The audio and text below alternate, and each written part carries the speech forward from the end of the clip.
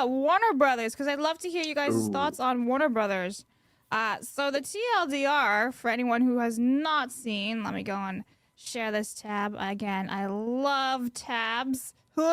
Okay. This whole story's been bricking my brain. Yeah. For hours. Okay, so Netflix has won the bidding war to purchase Warner Brothers Discovery. They are entering exclusive deal talks with Netflix, offering $30 a share and a $5 billion breakup fee. But it's now basically been reported that it's for $72 billion. Now, here's the thing. This has been in the rumors for months, guys. It was originally Universal Pictures, Amazon, Apple, and Netflix. I think that's everybody. And Paramount, they were all offering to either bid or purchase Warner Brothers Discovery, and now Netflix has actually won it.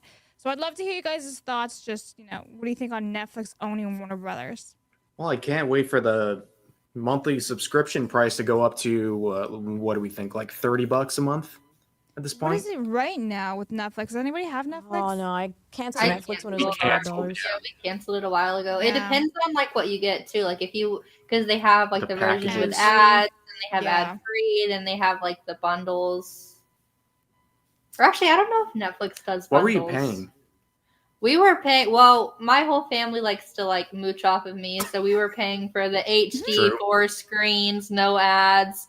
And then I was like, "Sorry guys, I canceled Netflix." Yeah, I used to have it with my sister, and then the stupid password sharing came in, and I got booted. Yes. Oh my gosh, Very no. annoying. My mom, because I still have like Hulu and everything, and my mom kept texting me, asking me for the code, and she was doing the wrong. Well, you're not supposed to like share it at all, anyways. But like, there's a different one. So there's one that like you can change your whole household, and then there's one where you just like say you're traveling. And she kept doing the household change. And then it literally, I tried to log into Hulu one day and it was like, sorry, you've actually done all of your household changes. And it wouldn't let me log in. And I was like, you know what? I'm kicking everyone off. No one gets to use my Hulu anymore. And I had to like contact customer service and stuff to get everything fixed. That's wild. People suck. Let's see. Hang on. So I have a whole list of things that Warner Brothers owns. So from the very top, let's see. Will it work today? Yes. Bingo. A lot is the answer. They own so much. Let me put this in dark mode. That's a little easier on the eyes. I don't want this stuff. Leave me alone, advertisements. Give it up, Wikipedia. We need you. E-begging. Wikipedia. God.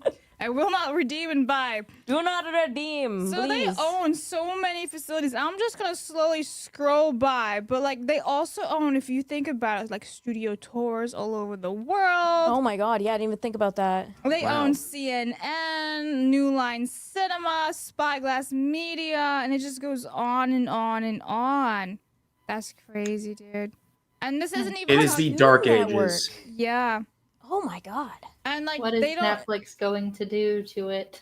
No, they're going to charge like CW. $35 a month. Why not? And it's going to be weird because Wow. it's the CW, right? Joint venture with Paramount, Skydance, and Nexstar Media Group. That's going to be interesting contracts. And then we have streaming, so HBO. So that's what home box office, HBO. I always wonder what the hell HBO stood for. Okay, now I know. Home box office, baby. Thank you. That's all these. And then we keep going. Global Experiences. Avalanche Software, which, by the way, that made Hogwarts Legacy. Porky Games, also that, too. Rocksteady, TT Games. That's why it's taking me so long to absorb the story. Like, since I've seen the news, I'm like, okay, the implications on the film industry, the Huge. implications on the gaming industry, the implications on, like, it's just, it keeps going. It's huge. And, like, it goes all the way from movies to merch and everything in between. Yeah. It's crazy. And it's Discovery Global. It's Yeah, really, people just really a think big about list. like TV shows and Sports. stuff, but it goes beyond that. It's movies and video Yeah. games. Oh, Do we know what it means though, as far as like, does that mean like it would only be on Well, Netflix, or are they going to still do theatrical I have releases? some info on that. I'll get to that. So this is just some franchises that Warner Brothers owns, right? So Tom and Jerry, Looney Tunes, Mortal Kombat, The Wizarding World, Middle Earth. But then there's all these other ones down below. All these movies. It's crazy that all this shit is just basically going to be going to Netflix, sort of. So there is this BBC article.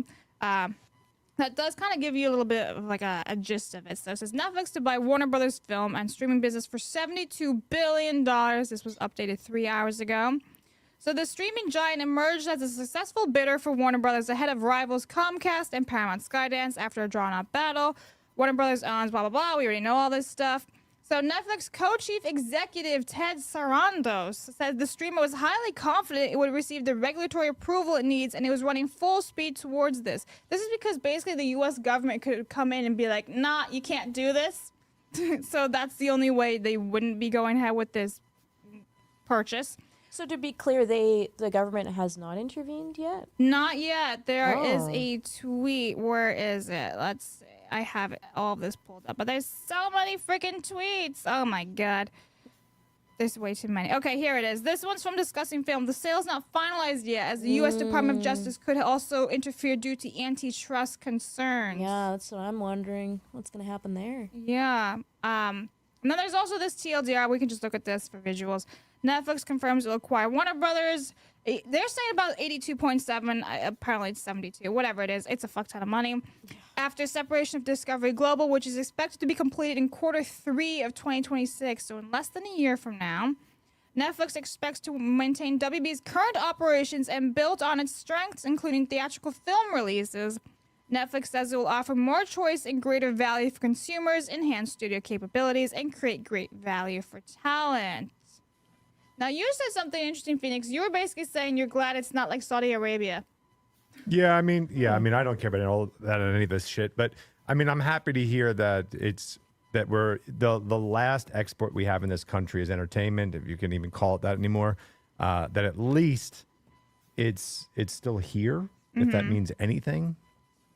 Well, I mean, yes, it depends on who's really taking the shots at Netflix and all that, like behind Well, the I agree. scenes. That's why I agree. Yeah. Yeah, I mean, and Just then trying it to does look go on the bright side.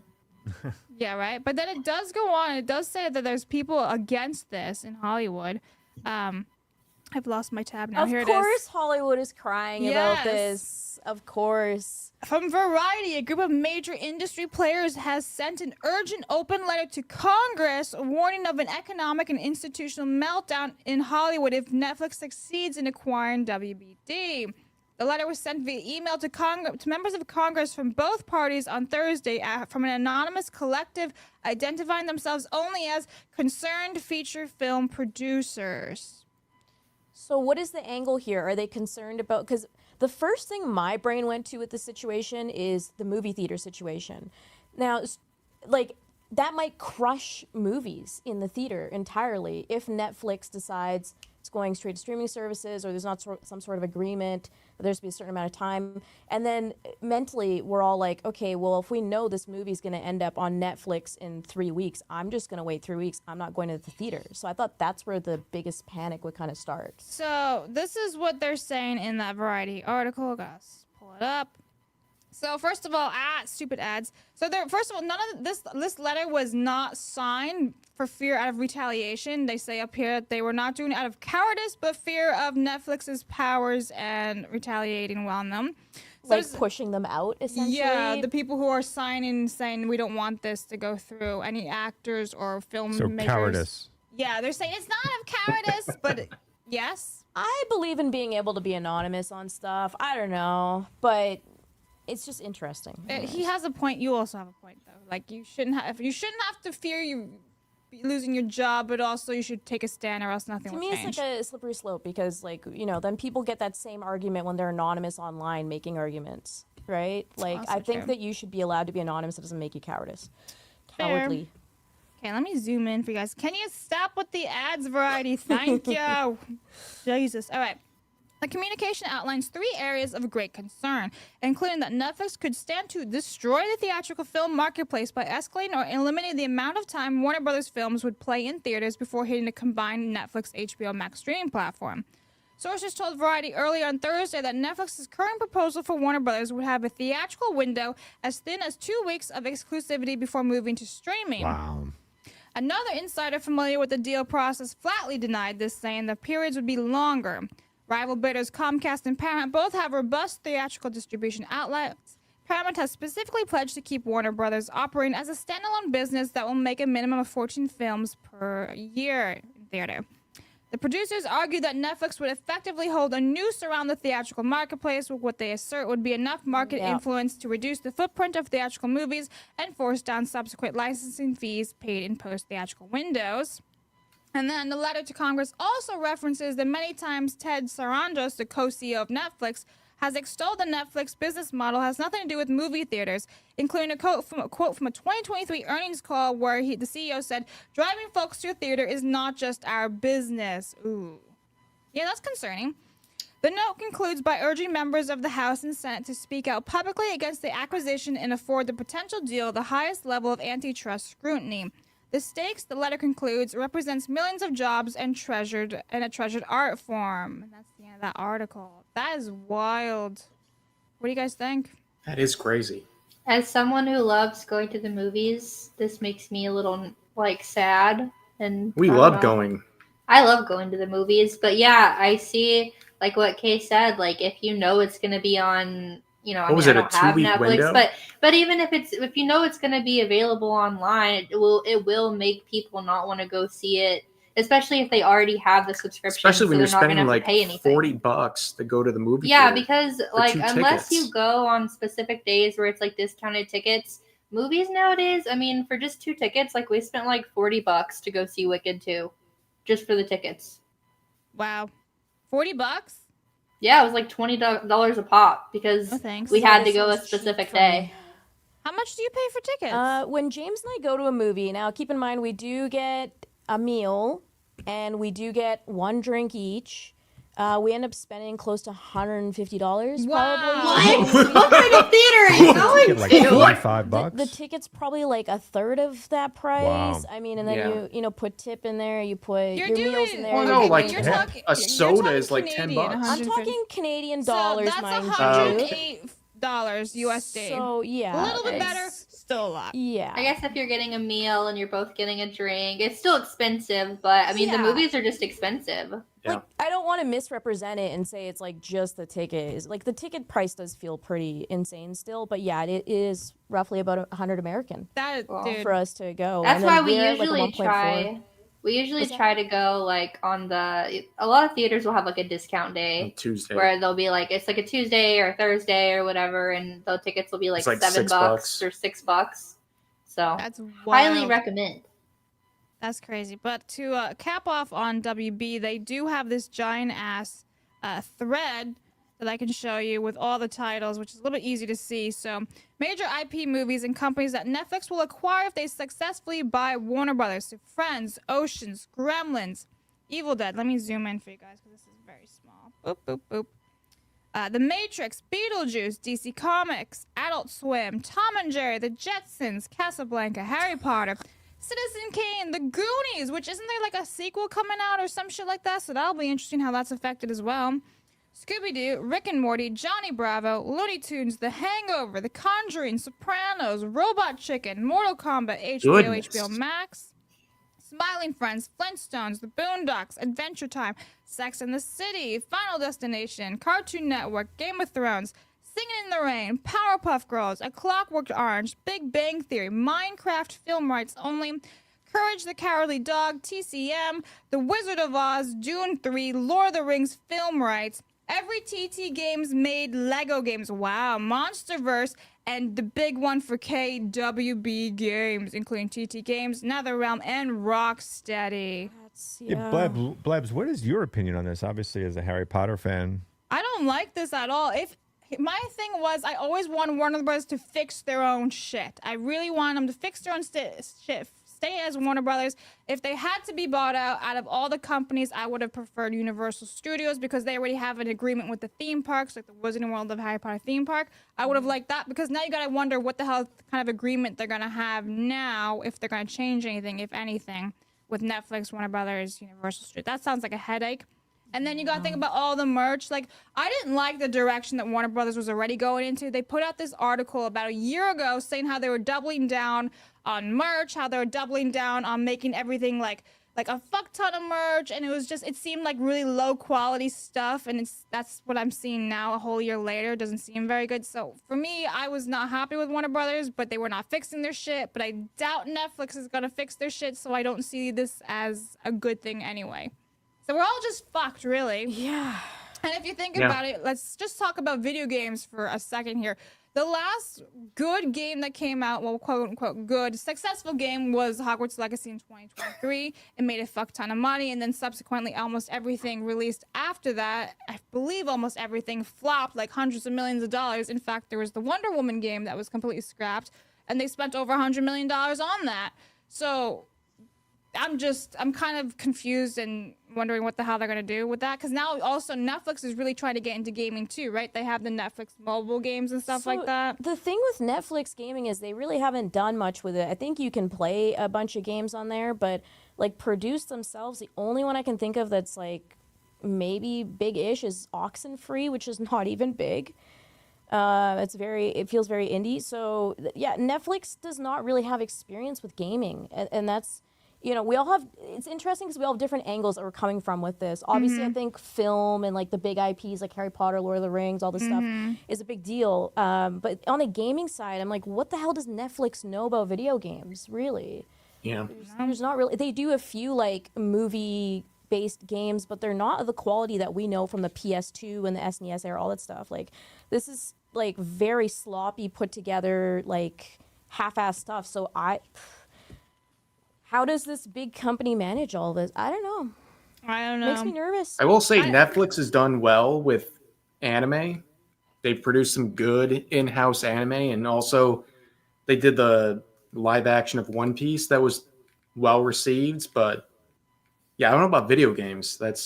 Well, a lot of the video games, from what I've seen, it just looks like cheesy mobile games. Like, it's not really like a full-on video game, like what you would think of as like a video game. Like, a lot of it's kind of like, it's like a Candy Crush on the TV. It's meant for very casual performance, right? Like very casual games, like for kids and stuff like that too. Yeah, and I feel like at one point they were maybe going to take Telltale or something, and then there was a whole mess there.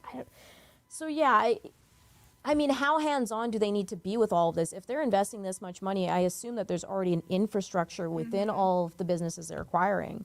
So they might not need to be very hands-on, and it's just kind of a, you know, they get the gains and that's it. But it's a huge implication, and Lego in that too. Yeah. So one of my most anticipated games of next year, and a lot of people, James as well, is the Lego Batman game. I think that's going to maybe be the game of the year next year.